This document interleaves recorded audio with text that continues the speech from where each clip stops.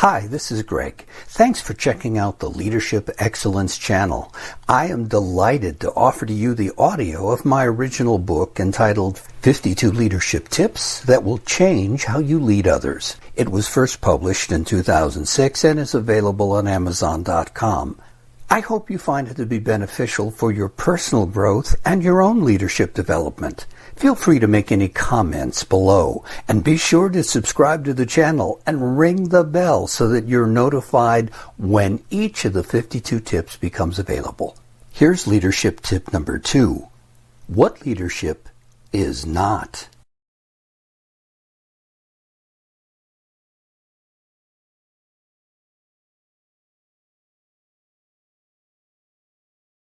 What leadership is not. During the last 50 years we have experienced an explosion of books and consultants focused on promoting management and leadership. Yet the fact remains that much confusion exists today, even about the very definition of the word leadership. In our modern society we have yet to distinguish between two opposing roles. The positive role of those individuals who beneficially change our lives and organizations with remarkable achievement, and the highly destructive who simply claw their way to the top of their heap. We have a terrible cultural tendency of calling them both leaders. Take just one look at the daily news and you will easily see what I mean. For example, when speaking of an international meeting including political tyrants and dictators, the media will typically proclaim something like, "Today world leaders gathered." In a similar way, you may hear how a CEO or business executive has been convicted of a criminal act, yet they are typically referred to as a business leader. Sadly, we still call individuals leaders simply because they gained control of an organization.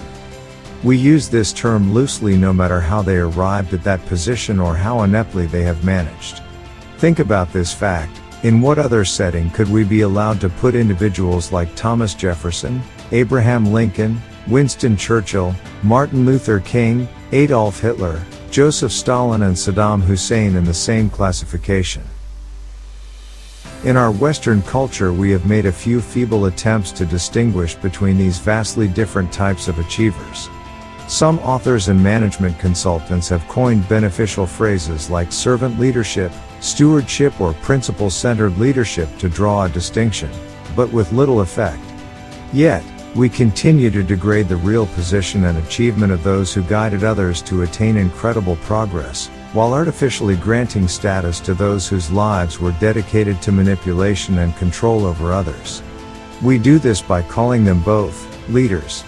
As a society, we obviously have not gotten to the point where we are ready to dogmatically articulate the difference. I am committed to drawing this clear distinction and emphasizing the difference between those who merely seek to command and control others, in contrast to those who truly lead others with an attitude of service demonstrated by positive core values. I am a strong advocate of what is now called the servant leadership or stewardship philosophy. A real modern leader is a servant first. Secondly, the servant leader aspires to lead in order to help produce positive change. The leader's main goal is to help the followers grow as individuals. This allows them the freedom to meet their needs and goals as they become more autonomous, wiser and productive. In turn, they also become servant leaders since they will model those who have earned credibility and their respect.